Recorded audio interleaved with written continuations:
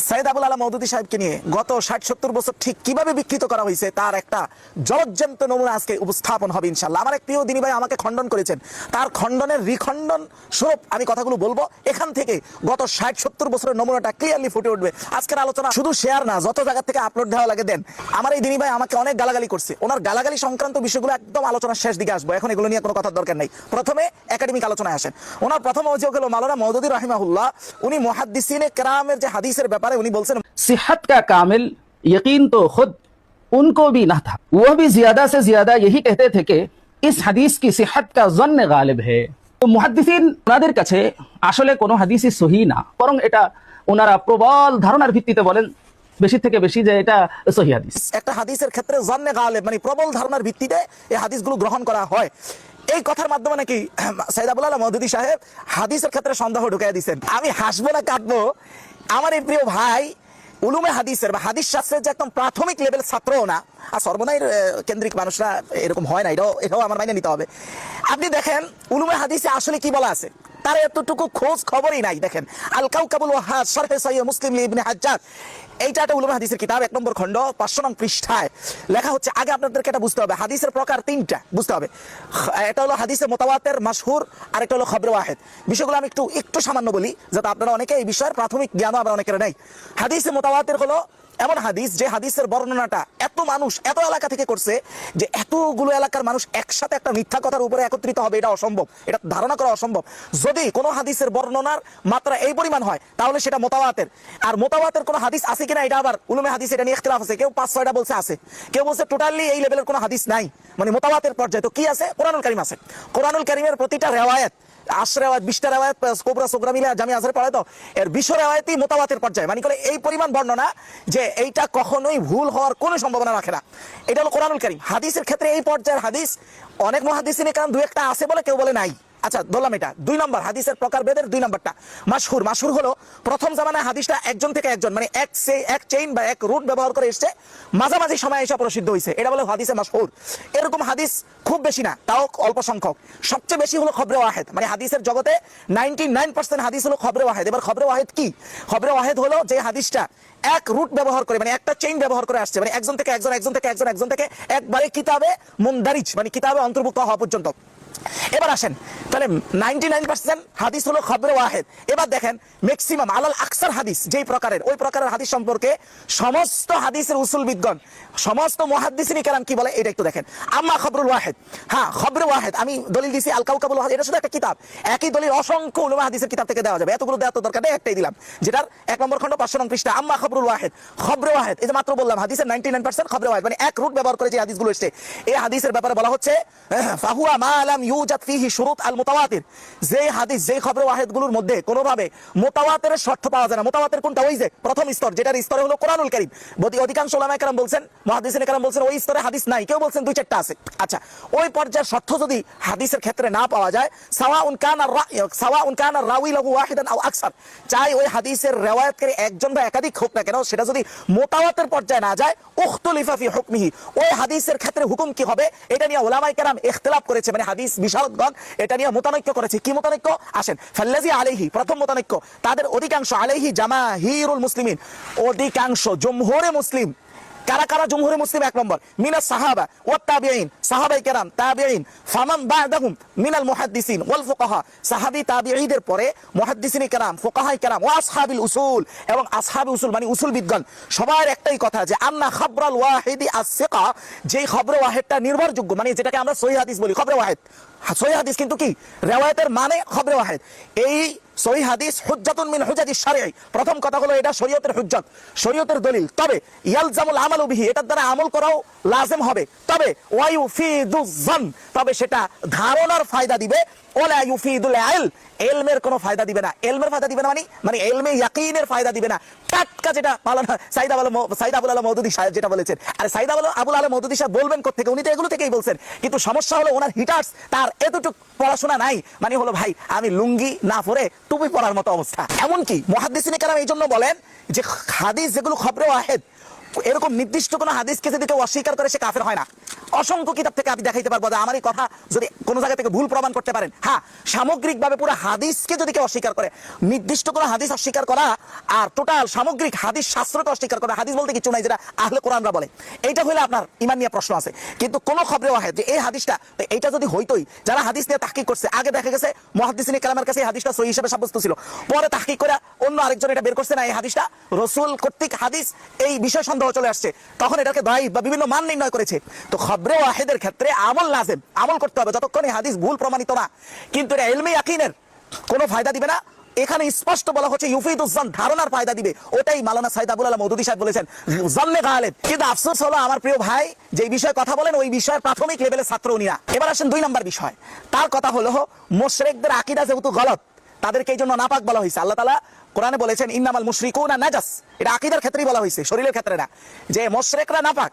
ওই নাপাকের সাথে মানে আমাদের মুসলিমদের ভিতরগত যেই ফুরুই বিষয় যে ইখতিলাফ, ওই ইখতিলাফি ভিন্নতাকেও সে একই ধরনের নাপাক ধরছে।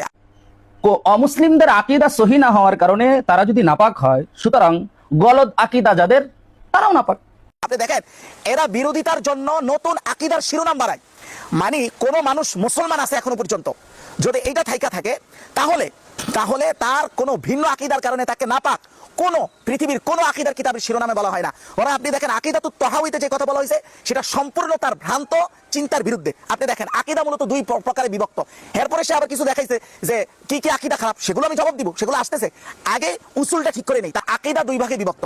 ইমাম তাহাউই যেটা বলেছেন তার কিতাবের 11 নম্বর খণ্ড 73 নং পৃষ্ঠা শরহ আকীদাতুত তাহাউইয়া, সেখানে তিনি আকীদাকে 2 ভাগে বিভক্ত করে বলেন, একটা হলো 1 নম্বর হলো আরকানে ঈমান, 2 নম্বর হচ্ছে মাসাইলুল ঈমান। উনি আকীদাকে এখানে 2 ভাগে বিভক্ত করেছেন, একটা হলো আরকান ঈমান মানে ঈমানের একেবারে যেটা মূল ভিত্তি, 2 নম্বরে উনি বলেছেন মাসাইলুল ঈমান, ঈমানের মাসলা সমূহ, যেটাকে আরেক ভাষায় বলা হয় আকীদার শাখাগত বিষয়। বুঝছেন? তো আকীদার একটা হলো মূল ফাউন্ডেশন, 2 নম্বর হলো শাখাগত বিষয়। এবার তিনি 2টার ব্যাপারে কি বলে দেখেন, হুনাকা ফারকুম বাইনা উসুলিল ঈমান ওয়া মাসাইলিল ঈমান, যে এখানে আকীদার মূল ভিত্তির সাথে আকীদার ফুরুই শাখাগত বিষয়ের সাথে মাসাইলুল ঈমানের মধ্যে পার্থক্য আছে। কি পার্থক্য উনি বলেন, ওয়া হুয়া আন্না উসুলুল ঈমান, উসুল ঈমান আকীদার যেটা মূল ভিত্তি, এটা হলো এমন ফাউন্ডেশন লা ইয়াজুজু লিআহাদিন আন ইউনকিরা শাইআন মিনহা, কারোর জন্য এর মধ্যে থেকে কোনো কিছু অস্বীকার করার কোনো সুযোগ নেই, অস্বীকার করলে সে মুসলমান থাকে না। আকীদার মূল অংশটাই হলো আল্লাহর জাত ও সিফাতকে বিশ্বাস করা, নবীকে বিশ্বাস করা, আখিরাতকে বিশ্বাস করা, এই ইত্যাদি ইত্যাদি হলো আকীদার মূল ফাউন্ডেশন। এবার আকীদার ফুরুই বিষয়গুলোর ব্যাপারে মানে শাখাগত বিষয়গুলোর ব্যাপারে ইমাম তাহাউই কি বলেন, উনি বলেন আম্মা মাসাইলুল ঈমান, মাসাইলুল ঈমান বলতে উনি ফুরুই বুঝাচ্ছেন, ঈমানের যে মাসাইল আছে মানে ঈমানের যে ফুরুই বিষয় আছে, ঈমানের যে শাখাগত বিষয় আছে আকীদার, এগুলোর ক্ষেত্রে ওনার মন্তব্য হলো ফা ইন্না মান খালাফা ফিহা আকওয়ালাস সালাফ, কেউ যদি এগুলোর ক্ষেত্রে 1000 বছরের সমস্ত সালফে সালিহিনদের বিরুদ্ধে চলে যায়, মানে এমন আকীদা পোষণ করছে যেটা এই সালাফদের জীবনে একজন মানুষও বলে নাই, এই লেভেলে মুতাফাররিদ মানে একক, এই লেভেলেও যদি কেউ বিরুদ্ধে চলে যায়, উনি বলেন ফাইন্নাহু ইউআদ্দু মুবতাদিআন, তাকে সর্বোচ্চ আকীদার ক্ষেত্রে মুবতাদি বা বেদাতি মনে করা হবে, ওয়ালা ইউআদ্দু খারিজান মিনাল মিল্লাহ, তাকে কোনোভাবেই মুসলিম উম্মাহ থেকে, মুসলিম উম্মার অন্তর্ভুক্ত থেকে সে বের হয়ে গেছে এটা ধরা হবে না। তাহলে যে মুসলিম উম্মার অন্তর্ভুক্ত, সেই যে মুসলিম, আল্লাহর নবী যেহেতু হাদিসে বলেছেন আল মুসলিমু লা ইয়ানজুস, এই হাদিসটা মূলত কি জন্য বলছেন, মানে এক সাহাবী জুনুবী অবস্থায় এসেছে মানে নাপাক, বলছে তো রাসূলুল্লাহকে বলছে ইয়া রাসূলুল্লাহ আপনার সাথে বসি নাই, আমি নাপাক অবস্থায় আছি দেখে, তখন রাসূল বলছেন ইন্নাল মুসলিম লা ইয়ানজুস, এটার অর্থ কি, মানে ওনার শরীরটা নাপাক হয় নাই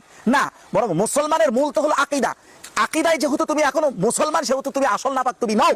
তাহলে আকীদার ক্ষেত্রে মানে আকীদার ফুরুই শাখাগত বিষয় যদি কারো ইখতিলাফ এই পর্যায়ে না হয় যে সে মুসলমান থেকে খারিজ হয়ে গেছে, যতক্ষণ সে মুসলমান আছে রাসূলের এই হাদিস অনুযায়ী সে ততক্ষণ পাক আছে, তার আকীদাকে কখনোই মুশরিকদের নাপাকের সাথে এই নাপাককে মিলানো সম্পূর্ণ ভ্রান্ত, বরং শুধু পেট কেন্দ্রিক সিন্ডিকেটের জন্য এই সকল আকীদার শিরোনাম বানানো হয়, যে আকীদার কোনো ইমাম কখনো বলেন না, পোষণ করেন না। 2 নম্বর, যেই ব্যক্তি মুসলিম উম্মার অন্তর্ভুক্ত এখন পর্যন্ত, ওই ব্যক্তির সাথে তাফরিক করা, বিচ্ছিন্নতা করা সম্পূর্ণ হারাম, তার সাথে ঐক্য বজায় রাখা 100% ওয়াজিব। তাহলে দেখেন আমাদের নির্লজ্জতা কোন লেভেলে, শুধু রুটি রুজির জন্য এই সিন্ডিকেটগুলো আমরা করতেছি, কোন লেভেলে সে যতগুলো আকীদার দোষ ধরছে এগুলো সবগুলো খণ্ডন করব। দেখেন প্রথমে এই সেকুলারদেরকে আমরা এগুলো করে সুযোগ দিচ্ছি, এবং মূলত ইনডাইরেক্টলি সেকুলারদেরকে আমরা এই সিন্ডিকেটের মাধ্যমে লালন পালন করতেছি, তাদের রাষ্ট্রীয় ক্ষমতা এককভাবে সক্রিয় থাকাতে আমরাই সহযোগিতা করতেছি, বিনিময়ে আমরা কিছু রুটি রুজি পাইতেছি। আপনি দেখেন আকীদার ফুরুই বিষয়ে মানে শাখাগত বিষয় ইখতিলাফ কি আমাদের থেকে শুরু হয়েছে না সাইদ আবুল আলা মওদুদী সাহেব থেকে শুরু হয়েছে? শুরু হয়েছে সাহাবায়ে আজমাইন থেকে। উদাহরণস্বরূপ আমি আপনার এই জায়গায় একটা আকীদা বলতে পারি, যেমন উদাহরণস্বরূপ অনেক বলা যাবে, শুধু উদাহরণস্বরূপ একটা আনতেছি। সহিহ বুখারী 4855 নম্বর হাদিস, সহিহ বুখারী 4856 নম্বর হাদিসের বর্ণনায় মাসরুক বলেন, আমি একদিন কুনতু মুত্তাকিয়ান ইনদা আয়েশা, আমি একদিন আয়েশার সামনে বসা ছিলাম। এমত অবস্থায় উনি আমাকে বললেন ইয়া আবা আয়েশা, আমাকে ডাকলেন আবু আয়েশা বলে বললেন সালাসুন মান তাকাল্লামা বিওয়াহিদাতিন মিনহুন্না ফাকাদ আযমা আলাল্লাহিল ফিরিয়া। আম্মা জান আয়েশা বললেন, দেখো মাসরুক, তিনটা আকীদা যে পোষণ করবে সে আল্লাহর উপর অপবাদ দানকারী। তখন আমি খুব আশ্চর্য হয়ে বললাম মা হুন্না, হে আম্মা জান আয়েশা, এগুলো কি, আমাকে একটু খুলে বলেন। প্রথমটাই তিনি বললেন মান জামা আন্না মুহাম্মাদান সাল্লাল্লাহু আলাইহি ওয়াসাল্লাম রাআ রাব্বাহু ফাকাদ আযমা আলাল্লাহিল ফিরিয়া। যে মনে করবে মুহাম্মদুর রাসূলুল্লাহ সাল্লাল্লাহু আলাইহি ওয়াসাল্লাম তার রব আল্লাহকে মেরাজে নিজের চর্মচোখ দিয়ে দেখছে, সে আল্লাহর উপর অপবাদ দানকারী। ওনার দলিল কি? ওনার দলিল ছিল লা তুদরিকুল আবসার ওয়া হুয়া ইউদরিকুল আবসার ওয়া হুয়া লাতীফুল খাবীর। যে আয়াতের মধ্যে আল্লাহ বলতেছেন আল্লাহ সব চোখকে মানে দেখতে পান, মানে সবগুলোকে আল্লাহ আয়াতে নিতে পারেন, কিন্তু আল্লাহকে কোনো চোখ আয়াতে নিতে পারে না। এই আয়াতের দলিল দিয়ে তিনি এই আকীদা পোষণ করতেন। অপরদিকে আপনি দেখেন ফাতহুর রহমান ফি তাফসিরুল কোরআন, যেটা মুজিরউদ্দিন হাম্বলি লিখেছেন দারুন নওয়াদের থেকে, ছাপা 4 নম্বর খণ্ড 71 নং পৃষ্ঠায়, ইবনে আব্বাস যিনি রাইসুল মুফাসসিরিন, আম্মা জান আয়েশার চাইতেও যিনি কোরআনের তাফসীরের ক্ষেত্রে আগানো, আম্মা জান আয়েশা হাদিসের ক্ষেত্রে সবচেয়ে উম্মুল মুমিনিনদের মধ্যে আগানো, তো যিনি রাইসুল মুফাসসিরিন সাহাবীদের সবার মাথার তাজ তাফসীরের ক্ষেত্রে, ওনার আকীদা কি? উনি বলতেছেন হিয়া রুইয়া আইনিন রাআহা নবী সাল্লাল্লাহু আলাইহি ওয়াসাল্লাম। ইবনে আব্বাস মনে করতেন এই যে রাসূলুল্লাহ মেরাজে দেখেছেন এটা একেবারে চর্ম চোখের দেখা ছিল, এইটা কোনো স্বপ্নে বা বলছে লা রুইয়া মানাম, এটা কোনো স্বপ্নের দেখা না, একবার স্বচক্ষে দেখা। উনি বলতেছেন এই আকীদা। এবার তিনি দলিল দিতেছেন যে মা যাগাল বাসার ওয়া মা তাগা, এই আয়াতের। এবার বলেন শুধু এই না, এর পরের পৃষ্ঠায় আপনার আহমদ ইবনে হাম্বল উনি কি আকীদা পোষণ করতেন? উনি বলেন আনা আকুলু বিহাদিস ইবনে আব্বাস, আমি ইবনে আব্বাসের হাদিসকে কোট করে বলি যে বিআইনিহি রাআহু রাআহু রাআহু, এই রাআহু রাআহু শব্দ রিপিট করতে করতে তার দম শেষ হয়ে আসছে। উনি বলছেন হাত্তা ইন কাতা নাফাসু আল ইমাম আহমদ, ইমাম আহমদ বারবার বলতেছিলেন যে আমি ইবনে আব্বাসের হাদিস গ্রহণ করে বলি আল্লাহর রাসূল স্বচক্ষেই দেখেছেন দেখেছেন দেখেছেন। এবার আপনি বলেন সাহাবায়ে কেরামের মধ্যে দুইজন দুই আকীদা, ফুরুই মানে শাখাগত আকীদার ক্ষেত্রে দুইজনের দুই আকীদা, কিন্তু ইহা সত্ত্বেও কখনো কি ইবনে আব্বাস মনে করতেন আম্মা জান আয়েশার এই আকীদার কারণে আম্মা জান আয়েশা উম্মুল মুমিনিনের পদ থেকে বাতিল, এটা মনে করছেন? বা আম্মা জান আয়েশা কি কখনো বলছেন ইবনে আব্বাস তার রাইসুল মুফাসসিরিন, উনি যে সমস্ত মুফাসসিরিনের শিরোমণি, এটা থেকে তিনি বাতিল, এটা মনে করছেন? করেন নাই। আপনি শুধু একটু দেখেন সৈয়দ আবুল আলা মওদুদী রাহিমাহুল্লাহ যদি এটা আম্মা জান আয়েশা না হয়ে সৈয়দ আবুল আলা মওদুদী রাহিমাহুল্লাহ যদি হইতো, যে এই কথাটা যদি সৈয়দ আবুল আলা মওদুদী থেকে শুধু প্রথম প্রকাশ পাইতো যে আল্লাহর নবী মেরাজের স্বচক্ষে দেখেন নাই, তাহলে 100% কাফের না বলে এই জাতি কোনোদিন ক্ষান্ত হইতো না। এবার আসেন ওনার তৃতীয় অভিযোগ, সৈয়দ আবুল আলা মওদুদী রাহিমাহুল্লাহ দাজ্জাল সংক্রান্ত, মানে দাজ্জাল নাকি বলে বিশ্বাসী করে না। এই কানা দাজ্জাল এবং ইত্যাদির যে ঘটনা, এগুলো একটা কাল্পনিক কাহিনী, এগুলোর শরীয়তে কোনো ভিত্তি নেই। নাউযুবিল্লাহি মিন যালিক। আপনি দেখেন জালিয়াতির পর্যায়টা শুধু দেখবেন, এই 60-70 বছর যাবত এই আমরা জাতিগতভাবে যুগের পর যুগ দশকের পর দশক যে সকল জালিয়াতি করে আসছি, এটার কাফারা দেওয়ার সময় হয়েছে এখন ইনশাআল্লাহ। প্রত্যেকটা পয়েন্টে পয়েন্টে কাফারা দেওয়া হবে ইনশাআল্লাহ, কিচ্ছু ছাড়া হবে না ইনশাআল্লাহ। এটা শুধু কোনো দলের জন্য না, এটা এই উম্মাহের জন্য করতেই হবে। আপনি দেখেন ভালো কথা, উনি বলছেন যে পৃষ্ঠার কথা রাসাইল মাসাইলের সৈয়দ আবুল আলা মওদুদী সাহেব কি বলেছেন, ওনার কথাটাই আগে পড়ি। দেখেন উনি অতটুকু পড়েছে যেতটুকু পড়লে এটাকে একটা ইস্যু হিসাবে তোলা যায়, কিন্তু এই ইস্যুটার যে সৈয়দ আবুল আলা মওদুদী রাহিমাহুল্লাহ এটা জবাব দিছেন, এটার যে খোলাসা করছেন ওইটা উনি নিবেন না। তাহলে এই যে অভ্যাসটা, আপনি যদি কারো ব্যাপারে অভিযোগ করতে হলে পুরা এই বিষয়ে তার সামগ্রিক কথা কি ওইটাকে সামনে রেখে অভিযোগ করবেন, না আংশিক কথা নিয়ে অভিযোগ করবেন, তাহলে তো আল্লাহ তাআলা বলছেন যে লা তাকরাবুস সালাত। আপনি যদি আয়াতের আংশিক নেন তাহলে নামাজ নিষিদ্ধ হয়ে গেছে। কোন ক্ষেত্রে? এবার ব্যাখ্যার ক্ষেত্রে আল্লাহ তাআলা বলতেছেন ওয়া আনতুম সুকারা, যখন তোমরা মাতাল থাকো তখন নামাজের কাছে যাও না। এখন আপনি যদি এইভাবে মাসলা সাবিত করেন যে আংশিক, সে আংশিকটা আনছে। দেখেন আমি আগে আংশিকটা বলি, তারপরে সৈয়দ আবুল আলা মওদুদী সাহেব নিজে এটাকে এটা খোলাসা করেছেন যে এই কথার অর্থ ওনার কি, এবং উনি যেটা বলেছেন অধিকাংশ মুহাদ্দিসিনে কেরাম এটাই বলেছেন। আমি প্রত্যেকটা পয়েন্ট আনতেছি দেখেন। আচ্ছা, উনি প্রথম অংশটা পড়ছেন, যে অংশটা তরজুমানুল কোরআন। তরজুমানুল কোরআন হলো একটা পত্রিকা ছিল, মাসিক পত্রিকা সম্ভবত, যেটার ব্যাপারটা এই রাসাইল মাসাইলের 36-37 এই আশেপাশের পৃষ্ঠাগুলোতে উল্লেখ আছে। আমি নিজেও ওনার বলার পরে পৃষ্ঠাগুলো আশেপাশে মানে আগে পাশে সব পড়ছি, পড়ার পরে দেখলাম যে মূল কনটেক্সট কি আছে আশেপাশে দেখলাম। আচ্ছা আসেন তরজুমানুল কোরআনের ব্যাপারে। তরজুমানুল কোরআন হলো একটা মাসিক পত্রিকা ছিল। উনি বলতেছেন যে তরজুমানুল কোরআন মে কিসি সাহেব নে সওয়াল কিয়া থা। তুরজুমানুল কোরআন মাসিক পত্রিকা আমাকে কেউ প্রশ্ন করেছিল যে এই কথা বলে যে কানে দাজ্জাল কে মুতাআল্লিক মাশহুর হায় কে ও কাহে মুকাইয়াদ হয়, যে কানা দাজ্জালের ব্যাপারে এই কথা আছে প্রসিদ্ধ যে কানা দাজ্জাল কোথাও বন্দী আছে। প্রশ্নের উত্তরে তখন সৈয়দ আবুল আলা মওদুদী রাহিমাহুল্লাহ উনি এই কথাটা বলছেন। ও যিনি প্রশ্নকারী উনি আবার এই কথাও আনছেন যে আজ দুনিয়া কা কোনা কোনা ইনসান নে ছান মারা হয়, যে আজকে তো দুনিয়ার প্রত্যেকটা কর্নারে কর্নারে মানুষ মানে স্যাটেলাইটের কারণে আধুনিক টেকনোলজির কারণে প্রত্যেকটা কোনা কোনা মানুষের আয়ত্তের মধ্যে। তাহলে যদি এটাই হয় তাহলে আজ সব জায়গা মানুষের আয়ত্তে, ফের কিউ কানে দাজ্জাল কা পাত্তা নেই চলতা, তাহলে কানা দাজ্জালের ব্যাপারে কোনো সন্ধান কেন বের হয় না? এই কথার জবাবে তিনি বলেন ওই জায়গায় উত্তরটা আমি এরকম দিছিলাম যে কানা দাজ্জাল ওয়াগায়রাত আফসানে হে জিনকি কোই শরঈ হাইসিয়ত नहीं है। আচ্ছা কথা কিন্তু এখানে শেষ না। উনি বলছেন কানা দাজ্জাল তো অনেক ক্ষেত্রে কানা দাজ্জালের ব্যাপারটা তো কল্প কাহিনী। দেখেন কথা কিন্তু এখানে শেষ না, কানা দাজ্জালের বিষয়টা কল্প কাহিনী। এইবার এই বলেই এটা শরিয়া হাইসিয়ত নাই, এটা বলে উনি জবাব দিয়ে আবার এই রাসাইল মাসাইলে এটা জবাবের খোলাসা করতেছেন যে কথাটার অর্থ কি ছিল। উনি নিজেই বলতেছেন যে জবাব মাইনে জিস চিজ কো আফসানা করার দেয়া হয়। আমি ওই পত্রিকার মধ্যে যেটাকে কল্প কাহিনী বলছি, টোটাল দাজ্জাল ইস্যুটা কল্প কাহিনী, এটা আমার উদ্দেশ্য ছিল না। কে বলতেছেন? স্বয়ং সাইদ আবুল আলম মওদুদী সাহেব নিজের কথার উত্তর ব্যাখ্যা করে নিজে বলতেছেন যে এটা উদ্দেশ্য ছিল না। কি ছিল? খেয়াল হয় কে দাজ্জাল কাহি মুকাইয়াদ হয়। কিছু মানুষ যে মনে করে যে দাজ্জাল কোথাও এক জায়গায় নির্দিষ্টভাবে বন্দি আছে, আমি শুধু ওইটাকে বলেছিলাম যে কল্প কাহিনী।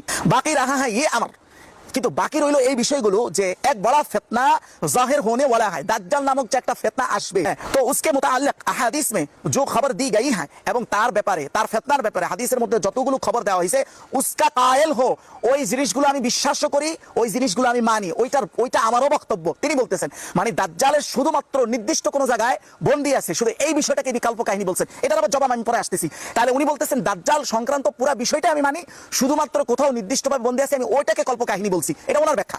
এখন উনি যখন আকীদা এইভাবে পোষণ করতেছেন যে আমার মূলত দাজ্জাল সংক্রান্ত পুরো বিষয়টাকে আমি মানি, শুধু মানি এতটুকুই না, উনি বলতেছে যে এই শুধু মানার মধ্যে সীমাবদ্ধ না। আমি যখন নামাজ পড়ি, নামাজের মধ্যে দুসরে তাআউযাত যেগুলো আমি পড়ি, অর্থাৎ বিভিন্ন দোয়া পড়ি, এর মধ্যে এই দোয়াটাও শামিল রাখি, আউযু বিকা মিন ফিতনাতিল মাসিহিদ দাজ্জাল, মানে মাসিহে দাজ্জালের কাছ থেকে আল্লাহর কাছে ফানা চাওয়ার যে নবীজি সাল্লাল্লাহু আলাইহি ওয়াসাল্লাম যে দোয়া শিক্ষা দিয়েছেন, আমার নামাজের মধ্যে এই দোয়াটাও শামিল থাকে। তার মানে কি মাওলানা মওদুদী সাহেব দাজ্জালের কনসেপ্ট বা দাজ্জালের ধারণাকে সম্পূর্ণ গল্প বলেছেন? এটা ব্যাখ্যা উনি করেছেন, কিন্তু এরা এর বিষয় হলো এরা এই পরিমাণ রুটি রুজির পাগল, তারা এই ব্যাখ্যাটা কোনোদিন দুনিয়া উল্টে গেল মানে মূল কথাটা শেষ কথাটা কি এটা তারা কখনো আনবে না। এবার আসেন এই অতটুকু কথা যে মাওলানা মওদুদী রাহিমাহুল্লাহ যে বলেছেন যে দাজ্জাল নির্দিষ্টভাবে কোথাও বন্দী আছে, এই বিষয়টা ক্ষেত্রে উনি গল্প বলেছেন। এটা কেন বলেছেন? এবার আমরা হাদিসের মুহাদ্দিসিনে কেরাম এবং উসুল বিদ্বানের কথা থেকে দেখি। প্রথমে আসেন দাজ্জাল মূলত কে এবং দাজ্জাল সম্পর্কে মাওলানা মওদুদী লাস্ট যে কথাগুলো বলেছেন হুবহু কথাগুলো ইমাম নববী বলেছেন, কিন্তু সে কিন্তু জানে না এটা।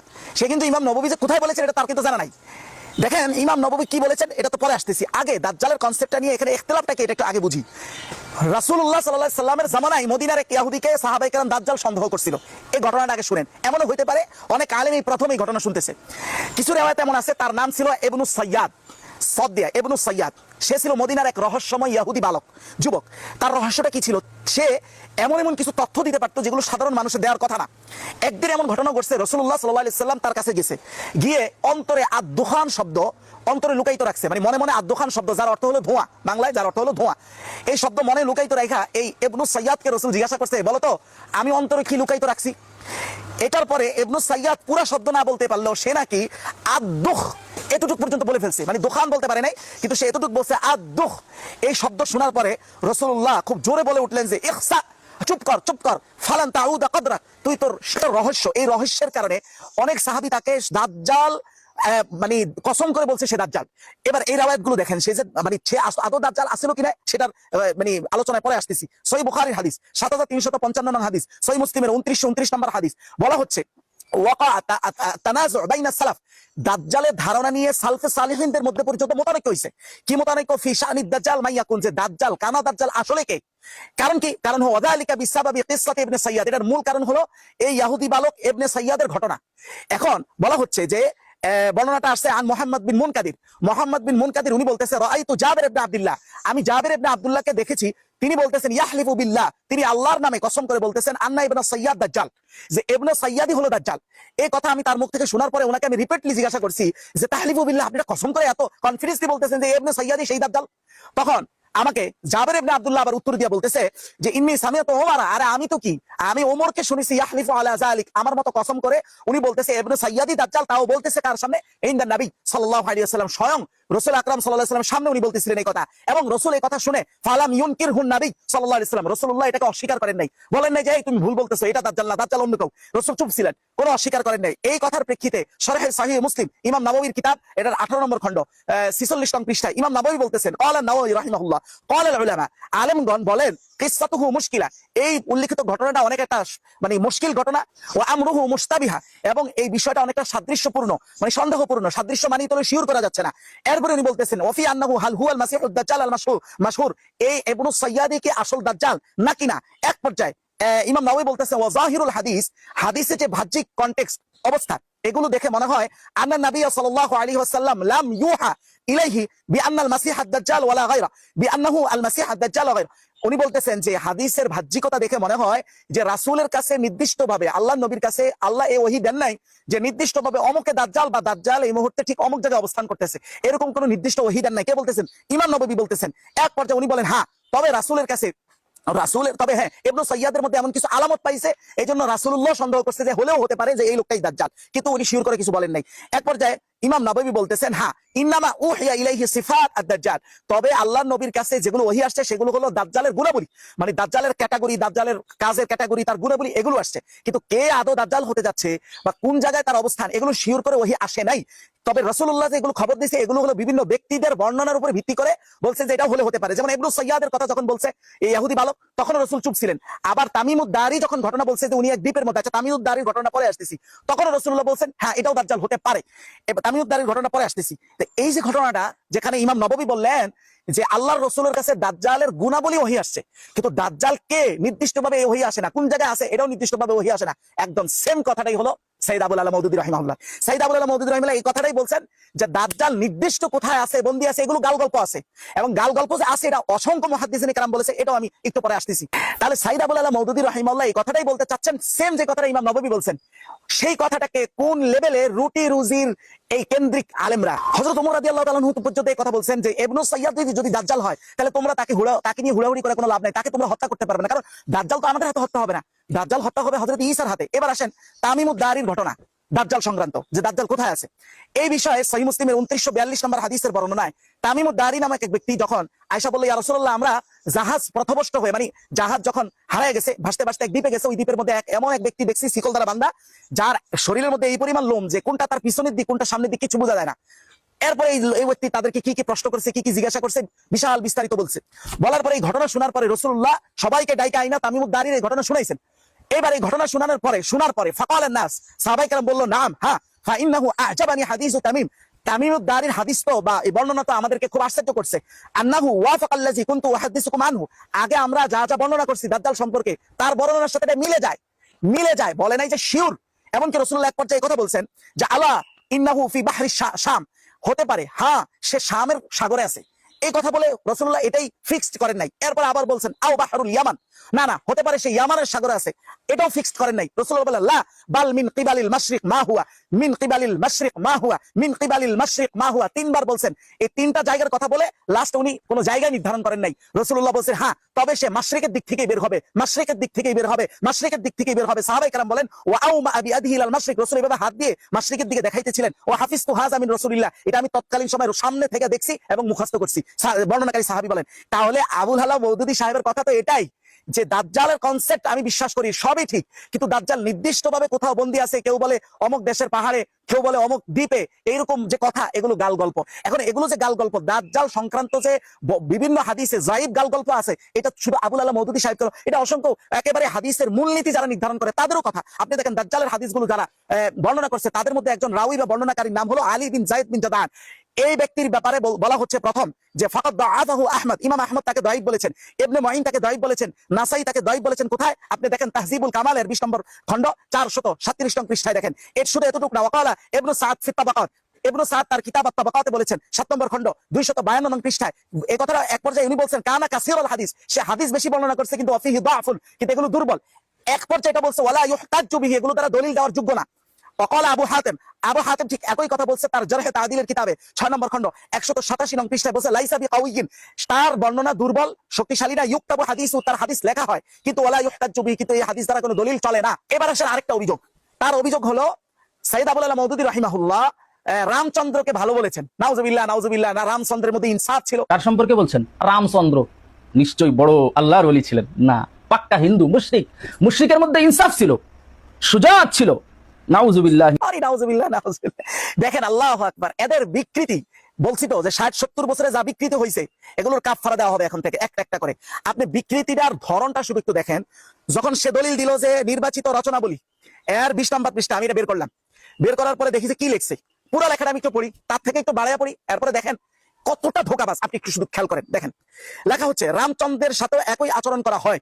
আচ্ছা, রামায়ণ অধ্যয়ন করলে কথা সুস্পষ্ট হয় যে রামচন্দ্র একজন মানুষ বই কিছু না, আপনি দেখেন সৈয়দ আবুল আলা মওদুদী সাহেবের এখানে কথার কনটেক্সটটা কি, কি বলতে চাচ্ছেন আপনি শুধু এটা বুঝেন। আর সে কি তুলে আনছে, বলতেছেন যে রামচন্দ্রের কথা, সে একজন মানুষ ছাড়া কিছুই নয়। হ্যাঁ, তবে সততা, ইনসাফ, বীরত্ব, উদারতা, বিনয়, ধৈর্যশীলতা এবং ত্যাগ প্রবৃত্তি গুণাবলী তার মধ্যে পূর্ণ মাত্রায় ছিল বটে, কিন্তু কিন্তু খোদাইত্বের মানে খোদাইয়ের চিহ্ন মাত্রাও তার মধ্যে ছিল না। মানে মূল কথাটা বলতেছে, একজন মানুষের মধ্যে ভালো কিছু গুণ থাকলেই এই যে পূজারীরা তাকে পূজা করে, খোদা বানায় নেয়, উনি ওইটাকে রদ করতে যায় বলছে তার মধ্যে কিছু মানুষ হিসাবে ভালো গুণ ছিল, কিন্তু এর অর্থ এই নয় যে সে খোদা ছিল। ওইটাকে রদ করতে যায় উনি বলেছেন তার মধ্যে ভালো কিছু গুণ ছিল, এটাকে সে নিয়ে আসছে নাউজুবিল্লাহর কাতারে। এবার বলেন তো, একজন কাফেরের মধ্যে যদি ভালো গুণ থাকে, সে এটাও বুঝে না যে মানুষের গুণাবলীর মধ্যে কোন কিছু গুণাবলী আছে যে গুণাবলী পাইতে হলে তাকে ঈমান শর্ত, আর কিছু গুণাবলী আছে যেগুলো পাওয়ার জন্য ঈমান শর্ত না। যেমন আপনার শহীদ, এই গুণাবলী পাওয়ার জন্য ঈমান শর্ত, ঈমান ছাড়া কেউ শহীদ হয় না। কিন্তু একজন মানুষ বীর, এটার জন্য কি ঈমান শর্ত? একজন মানুষ যদি দানবীর, মানে একজন কাফের দানবীর হইতে পারে না। এবার আসেন, এটাও কি নির্দিষ্ট কিতাব থেকে দলিল দিয়ে বলি। দেখেন মাজাল্লাতুল বায়ান, এটা বিখ্যাত কিতাব, একজন লেখকের না, মাজমুআতুল মুআল্লিফিন, অসংখ্য লেখক এই কিতাব লিখেছেন, মানে শুধু একজন কোন ইমামের উপরে এটা নির্ভর করে না। মাজাল্লাতুল বায়ানের 16 নম্বর খণ্ড 20 নং পৃষ্ঠায় বলা হচ্ছে, সুজাউন ওয়ালাউ কানা কাফিরান আও ফাসিকান। কোন একজন ব্যক্তি সুজা, সুজা মানে বীরত্ব, বীর মানে বীরক্রমশালী মানুষ। এখন এই একজন মানুষ যদি কাফেরও হয়, ফাসিক হয়, তাও সে সুজা, বীর হইতে পারে, স্পষ্ট বলা। ও নাকুলু আন ফুলানিন, এবং আমরা কোন একজন ব্যক্তির ব্যাপারে বলি যেমন আন্নাহু খাদামা বিলাদাহু, সে তার দেশের খেদমত করেছে, ও আফাদাহা মিন নাহিয়াতিন, অথবা কোনো একটা দিক থেকে সে দেশের ফায়দা দিয়েছে, এই কথা বলার মধ্যে কোনো সমস্যা নাই, যদিও সে কাফের হয়। সেটা বুঝেই নাই। আপনি দেখেন আমাদের প্রিয় নবী সাল্লাল্লাহু আলাইহি ওয়াসাল্লামের যে চাচা আবু তালেব, সে মুসলমান ছিল না কাফের ছিল? উত্তর হলো কাফের ছিল। সে তার ভাতিজা মুহাম্মদুর রাসূলুল্লাহর প্রতি এবং মুসলমানদের প্রতি জালেম ছিল না ইনসাফগার ছিল? উত্তর হলো ইনসাফগার ছিল। আজব কথা দেখেন, অথচ তিনি কাফের হিসেবে তার নিজের উপরে জুলুমকারী, কিন্তু ভাতিজার উপরে কি ইনসাফ করেছে কি করেছে না? এই জায়গা থেকে তাকে মুনসিফ বা ইনসাফগার বলা যায় কি যায় না? অথচ তিনি কাফের।